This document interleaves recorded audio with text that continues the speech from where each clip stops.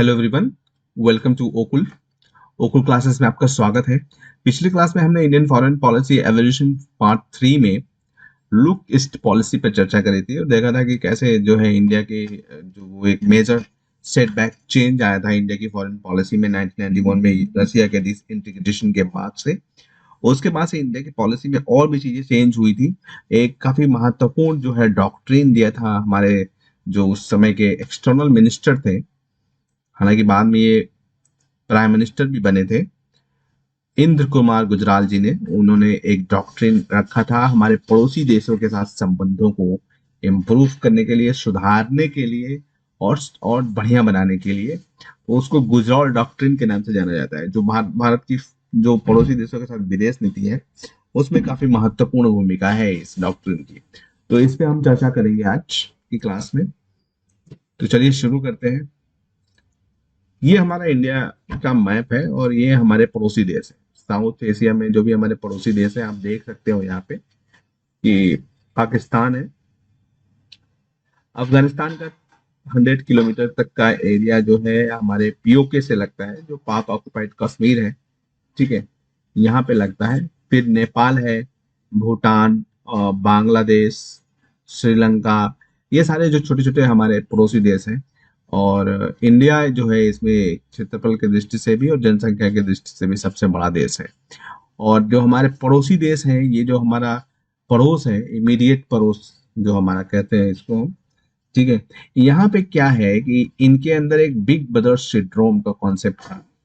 Big brother big brother syndrome. Big brother syndrome का मतलब क्या है कि जो एक फैमिली में क्या होता है कि बड़ा भाई होता है, ठीक है, बिग ब्रदर होता है,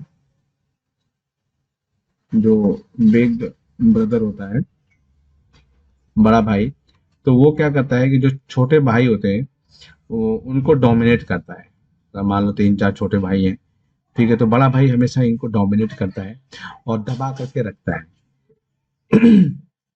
सॉरी।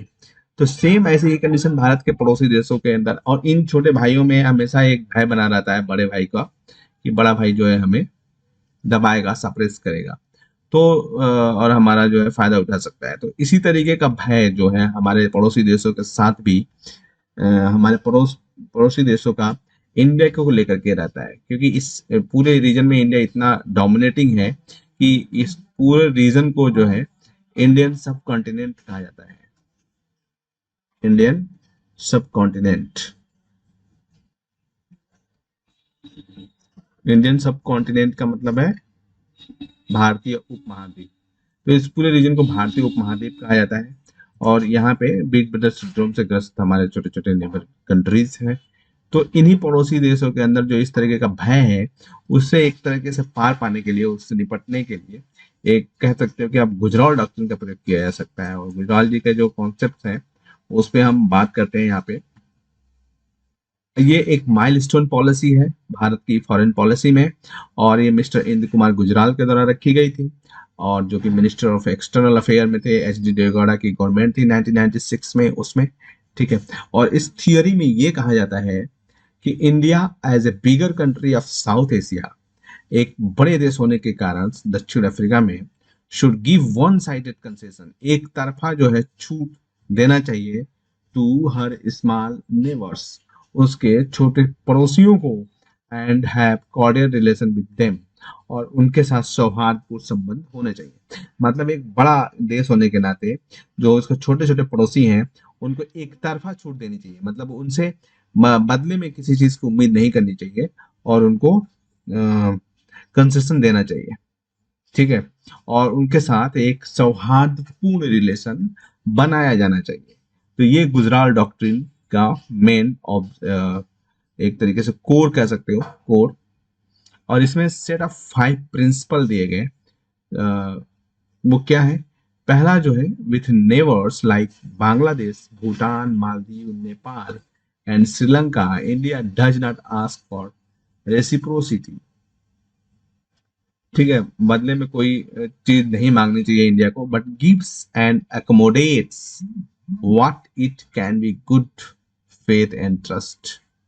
जबकि उनको देना चाहिए, एकोमोडेट करना चाहिए जो भी what can be good faith and trust, जो कि विश्वास के लिए और भरोसे के लिए जो कि अच्छा हो सकता है, बढ़िया हो सकता है।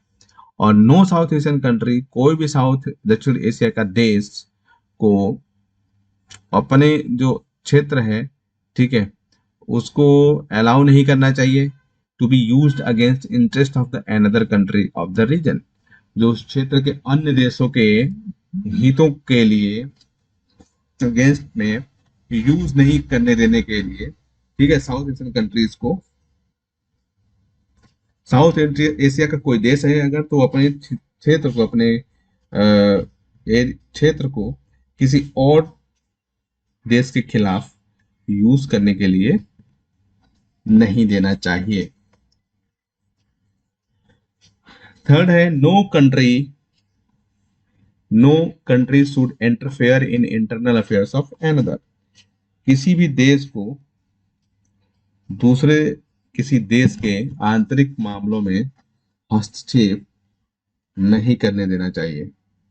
And all south Asian countries must respect each others territorial integrity and sovereignty, और सारे जो साउथ एशियन कंट्रीज हैं उनको एक दूसरे के जो क्षेत्रीय अखंडता है, संप्रभुता है, उसकी रिस्पेक्ट करनी चाहिए, उसका आदर करना चाहिए। And they should settle all their disputes, उनको अपने सारे विवादों को क्या करना चाहिए, सेटल करना चाहिए थ्रू पीसफुल बायलैटरल नेगोशिएशन, शांतिपूर्ण द्विपक्षीय बातचीत के माध्यम से उसको सेट किया जाना चाहिए। तो ये जो है हमने देखा, ये प्रिंसिपल्स थे जो गुजराल डॉक्ट्रिन है उसके प्रिंसिपल थे।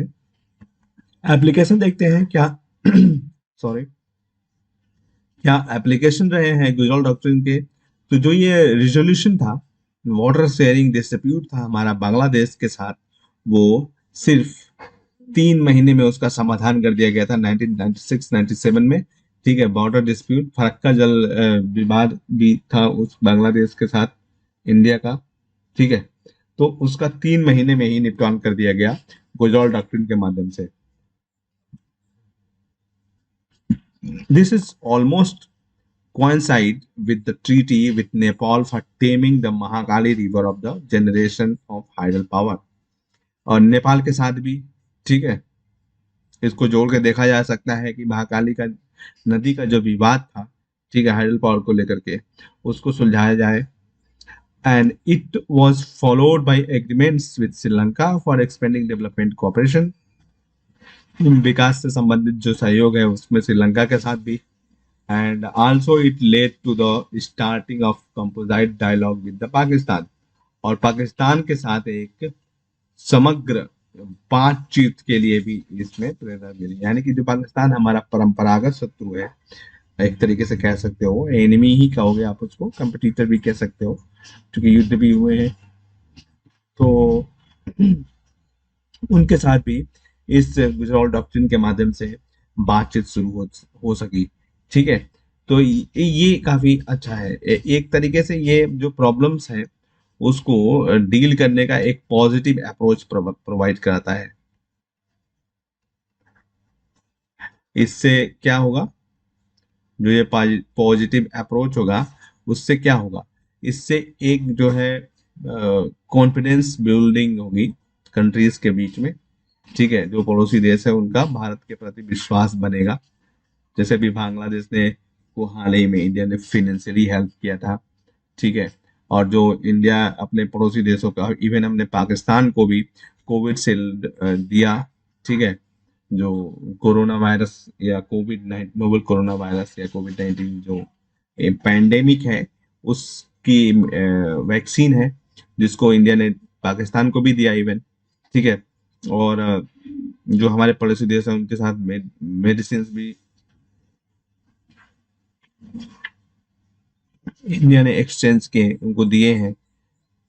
और कोरोना वायरस से निपटने के लिए एक सार्क में एक कोष का भी निर्माण किया गया है, जो कमजोर देश है उनकी हेल्प करने के लिए इंडिया के ही पहल पे वो भी शुरू किया गया था। और इंडिया जो है सार्क को कंट्रीज को लिए एक जी सैट जो सैटेलाइट छोड़ा गया था, साउथ एशियन सैटेलाइट उसको बोलते हैं, ठीक है, वो भी दिया है। एंड इससे क्या हुआ कि इंडिया का एक तरीके से जो माहौल बना, वो हमारे पड़ोसी देशों की विश्वास बहाली, जो बिग ब्रदर सिंड्रोम की बात हम कर रहे थे शुरू में, उससे निपटने में अच्छी खासी जो है मदद मिलती है। तो ये काफी महत्वपूर्ण हो जाता है इस दृष्टिकोण से अगर देखा जाए तो। नेक्स्ट अगर हम बात करें कि इस गुजराल डॉक्ट्रिन की रिलेवेंस क्या है, ठीक है, कुछ लोगों का मानना है जो आलोचक हैं कि जो गुजराल डॉक्ट्रिन है वो पूरी तरीके से फेल हो चुका है, क्योंकि जो इंडिया के पड़ोसी देश हैं, ठीक है, वहां पे राजनीतिक अस्थिरता काफी ज्यादा होती है, विशेष करके नेपाल में, बांग्लादेश में या मालदीव में और श्रीलंका में, ठीक है। और ये यहाँ पर एंटी इंडिया फोर्सेस को भी प्रमोट किया जा रहा है, ठीक है। आप देखोगे कि जो काफी जो हमारे सीमा पार से जो आतंकवाद को इंडिया में स्पॉन्सर, जो स्टेट स्पॉन्सर टेररिज्म है, ठीक है, और उसमें इन कंट्रीज के में जो है उनको आश्रय मिल जाता है कभी कभी, वो हमारे इंडियन टेरिटोरियल में इन्फिल्ट्रेट करके आ जाते हैं इन कंट्रीज के माध्यम से, ठीक है। और कुछ इंडिया एंटी इंडिया सेंटिमेंट, जैसे भी आप देखोगे नेपाल का इस समय जो है टिल्ट, जो झुकाव है वो एक तरीके से चाइना की तरफ जा रहा है। बांग्लादेश में हाल फिलहाल में जो है इस तरीके का एंटी इंडिया सेंटिमेंट्स दिखाई देता है। कभी कभी जब बेगम खालिदा जिया की गवर्नमेंट होती है और जब शेख हसीना की होती है तो कोऑपरेशन की बात होती है, बेगम खालिदा की होती है तो इंडिया अगेंस्ट इंडिया की बातें करी जाती है। मालदीव मालदीव को चाइना की तरफ झुकाव हो जाता है जब वहाँ पे पॉलिटिकल इंस्टेबिलिटी में सरकारें बदलती हैं। तो श्रीलंका में भी ऐसी चीजें देखने को मिलती हैं। तो ऐसा माना गया कि जो गुजराल डॉक्ट्रिन है वो एक तरीके से फेल हो गया। और जैसा कि उम्मीद थी, जो एंटी इंडिया फोर्सेस हैं of these countries are supported by China. The anti India forces of these countries are supported by China. उनको चाइना के द्वारा भी सपोर्ट किया जाता है, जो एंटी इंडिया फोर्सेस यहाँ पे हैं। तो ये क्या है कि ये एक तरीके से ये बता, इसके माध्यम से ये माना जाता है कि जो गुजराल डॉक्ट्रिन है वो एक तरीके से फेल हो चुकी है, फेल्योर दिखाता है ये गुजराल डॉक्ट्रिन का, जो हमारे पड़ोस में एंटी इंडिया जो इस तरीके की चीजें होती हैं, ठीक है। दूसरा, हम इसकी बात करें कि but it would be wrong to say that Gujral doctrine is failure. ऐसा कहना गलत होगा कि जो गुजराल डॉक्ट्रिन है वो फेलियर है, because all prime ministers of India post Gujral government had followed the Gujral doctrine. अगर ऐसा होता तो गुजराल डॉक्ट्रिन दिए जाने के बाद से जो हमारे सारे प्रधानमंत्री हुए हैं उन्होंने इस डॉक्ट्रिन को यूज किया है without specifying the name of the doctrine, बिना इस डॉक्ट्रिन का नाम लिए यूज किया है, ठीक है। अब बात करते हैं आगरा समिट 2001 की, during Atal Bihari government and Indian in invitation to Pakistan PM in swearing in ceremony of Mr. Modi of Pakistan are some of the solid proof of the same। जैसे कि अभी अटल बिहारी वाजपेयी की जब गवर्नमेंट थी 2001 में, तो वो मुशर्रफ जो वहाँ के डिक्टेटर्स थे उनके साथ बातचीत की पहल करी गई थी, ठीक है। तो ये जो है एक गुजराल डॉक्ट्रिन का ही है। इंडिया बिना किसी रेसिप्रोसिटी से उनके साथ बातचीत कर रहा था।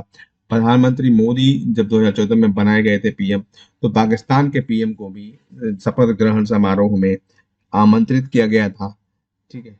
वो भी एक तरीके से गुजराल डॉक्ट्रिन का ही की ही और इशारा करता है। And now challenges of Gujral doctrine. अब गुजराल डॉक्ट्रिन की चुनौतियां देखते हैं कि क्या चुनौतियां हैं इससे लेकर के।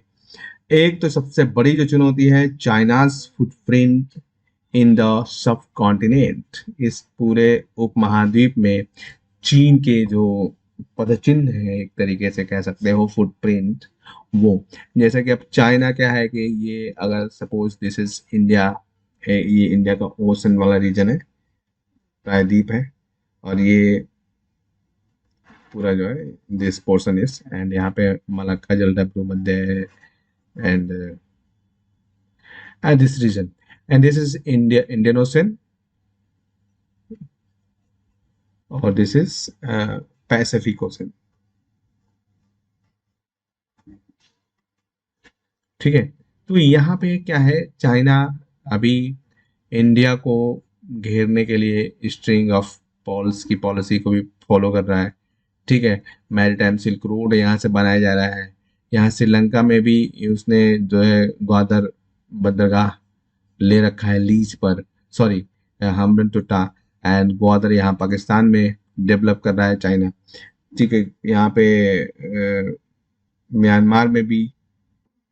तो ये एक तरीके से इंडिया को स्ट्रेटेजिकली घेरने की कोशिश कर रहा है, और यहाँ पे उसके उपस्थिति ज़्यादा हो रही है हिंद महासागर में।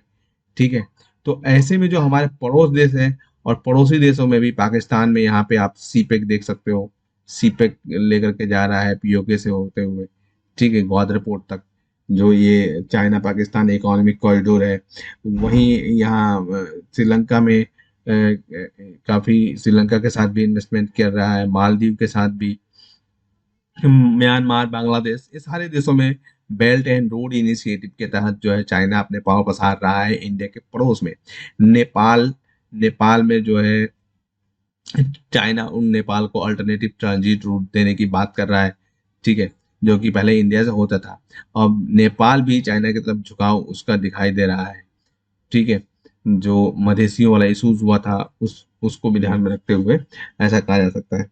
तो ऐसे में ये सबसे बड़ी चुनौती है हमारे जो गुजरात डॉक्ट्रिन है उसको लेकर के, जब हमारे पड़ोसियों को चाइना जो है बरगला सकता है, भड़का सकता है। ठीक है, तो ये एक गुजरात डॉक्ट्रिन के लिए चुनौती है, and India is unable to match the scale of resources China is able to deploy in our neighborhood to win influence। अब इंडिया क्या है कि इंडिया थोड़ा सा असमर्थ है कि जो, क्योंकि हमारे पास जो है रिसोर्सेज की कमी है, हमारी पॉपुलेशन इतनी ज़्यादा है, और हमारा जो इंफ्रास्ट्रक्चर वाला क्षेत्र है वो थोड़ा सा हमारा कमज़ोर है। तो इसलिए हमारी जो प्रति व्यक्ति आप कह सकते हो कि प्रोडक्शन उत्पाद जो है वो कम होता है, तो रिसोर्सेज भी हमारे पास कम है, पैसे भी कम है, और इस दृष्टिकोण से चाइना को हम अपने जो पड़ोस में रोक नहीं सकते हैं उस तरीके से, क्योंकि इंडिया भी काफ़ी सारी चुनौतियों से भी जूझ रहा है। तो इस तरीके से जो है इन रिसोर्स की दिक्कत जो है हमारे यहाँ पे लिए काफ़ी बड़ी है। और नेक्स्ट जो है हम देखते हैं, India's border weekend transmission belt for security threats such as cross-border terrorism and contraband trade और drug trafficking। अब जो है हमारा बॉर्डर जो है हमारे नेबर कंट्रीज के साथ जो बॉर्डर है हमारा, एक तो क्रॉस बॉर्डर टेररिज्म आप देख सकते हो पूरा पाकिस्तान में है, और फिर यहाँ पे नॉर्थ ईस्ट में जो एक्सट्रीमिज्म है, ठीक है, म्यांमार के बॉर्डर से लगा हुआ, ये सारी चीजें जो है पड़ोसी देशों के साथ संबंधों पर प्रभाव डालती हैं, और कुछ और डॉक्ट्रिन के लिए भी एक चुनौती है। ठीक है, और ड्रग्स का जो ड्रग ट्रैफिकिंग है उसमें भी, उसकी वजह से भी काफ़ी दिक्कतें हैं। जैसे कि ये हमारा इंडिया जो है, and suppose this is India and this region is called golden crescent, and India के इधर थाईलैंड लाओस वाला जो एरिया है, यहाँ पर क्या है, गोल्डन ट्रायंगल है। तो ये जो दोनों रीजन है जो ड्रग्स के उत्पादन के लिए और ड्रग्स के ट्रेड के लिए मतलब काफी जाने जाते हैं। तो इसमें इंडिया एक ट्रांजिट मार्ग के रूप में काम करता है। तो ये ड्रग ट्रैफिकिंग भी एक बहुत बड़ी समस्या है, बहुत ज़्यादा ट्रैफिकिंग समस्या है। एक तरीके से जो नॉन स्टेट एक्टर्स हैं, जो टेररिस्ट हैं, ऑर्गेनाइजेशंस हैं, जो टेररिज्म है, ठीक है, तो जो टेररिज्म है उसके लिए एक फंडिंग का भी काम यहाँ से निकल करके आता है, फंडिंग भी किया जाता है। ये ड्रग्स ट्रैफिकिंग, तो ये सारे जो भी क्रॉस बॉर्डर जो प्रॉब्लम्स हैं वो एक दूसरे से इंटरलिंक्ड हैं, और इंडिया को अनस्टेबल करने के लिए भी ये सारी चीज़ें करी जाती हैं हमारे पड़ोस में, जो नॉन स्टेट एक्टर्स हैं उनके माध्यम से, जैसे कि ब्लैक मनी या फिर फेक करेंसी का जो फ्लो है इंडियन इकोनॉमी में। ये सारी चीज़ें जो है हमारे पड़ोसी देशों के में स्थित जो नॉन स्टेट एक्टर्स हैं उनके माध्यम से किया जा सकता है, किया जाता है। और पाकिस्तान के द्वारा तो एक तरीके से प्रॉक्सी वॉर ही चलता है इंडिया को लेकर के। प्रॉक्सी वॉर यानी कि आतंकवाद, स्टेट स्पॉन्सर्ड आतंकवाद जम्मू कश्मीर रीजन में, ठीक है। और इससे क्या है कि हमारा पड़ोसी देशों के साथ जो संबंध है वो उसको में गुजराल डॉक्ट्रिन की भूमिका के लिए कुछ चुनौतियां उत्पन्न हो जाती हैं इस माध्यम से। अब नवंबर 2008 में जो मुंबई अटैक हुआ था, वो इस जो है डॉक्ट्रिन की एक तरीके से वीकनेस को ही दिखाता है, दैट इनहेरेंट गुडविल में not work with the openly hostile neighbours. जो हमारे बहुत आक्रामक जो बदमाश एक तरीके से कह सकते हो जो पड़ोसी देश है लाइक पाकिस्तान, उनके लिए ये गुजराल डॉक्ट्रिन एक तरीके से अच्छे से काम नहीं कर सकता है, ऐसा कहा जा सकता है, ऐसा माना जा सकता है। नेक्स्ट, ये हम बिग ब्रदर सिंड्रोम जो इसकी बात मैं कर रहा था, यहाँ पे एक बार उनके कुछ फैक्चुअल इंफॉर्मेशन हम ले लेते हैं, देख लेते हैं। India has 70% of the area amongst all SAARC countries. जो सारे सार्क कंट्रीज हैं, South Asian Association of Regional Cooperation, ठीक है, जो हमारा साउथ एशिया का ये क्षेत्रीय संगठन है, जिसको 1985 में मुजीबुर रहमान जो बांग्लादेश के संस्थापक थे, उनकी एक तरीके से संकल्पना पर इसको बनाया गया था। और ये साउथ एशिया के जो कंट्रीज हैं उनको इसमें शामिल किया गया है कोऑपरेशन के लिए, ठीक। तो उस इस पूरे जो एसोसिएशन है, ठीक है, इसका 70% जो एरिया कहाँ से आता है, इंडिया से आता है।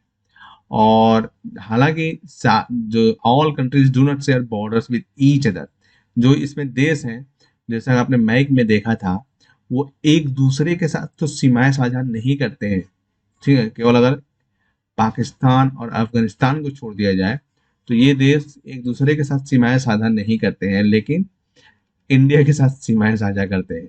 And this creates the trust deficit between the members. और इसकी वजह से जो है, जो इसके सदस्य देश हैं, उनमें एक तरीके से विश्वास की कमी पैदा होती है, ठीक है, और इंडिया को लेकर के। And the smaller countries are looking towards China for countering India. और जो छोटे देश हैं वो इंडिया को प्रतिसंतुलित करने के लिए क्या कर रहे हैं, चाइना की तरफ देख रहे हैं। तो ये एक जो है बिग ब्रदर सिंड्रोम की बात यहाँ पे दिखाई दे रही है, जिसके बारे में हमने शुरू में भी चर्चा किया था। तो ये हमने गुजराल डॉक्ट्रिन के बारे में देखा।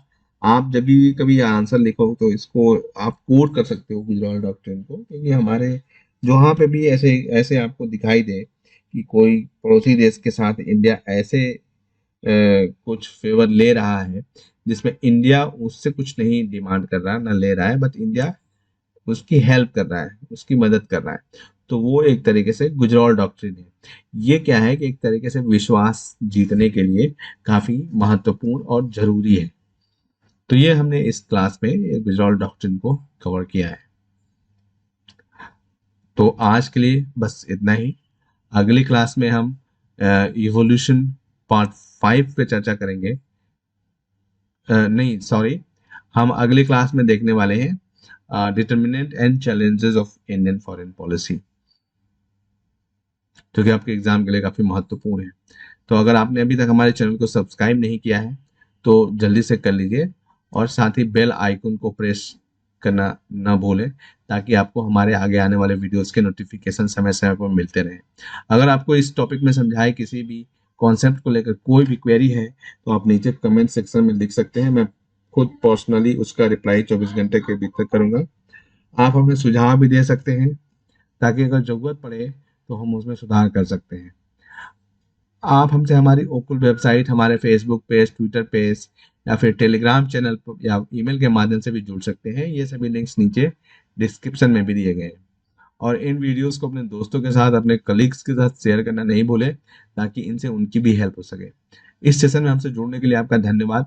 मिलते हैं अगले सेशन में बहुत जल्द। तब तक ओकुल के साथ लर्निंग को एंजॉय करते रहें। Thank you so much.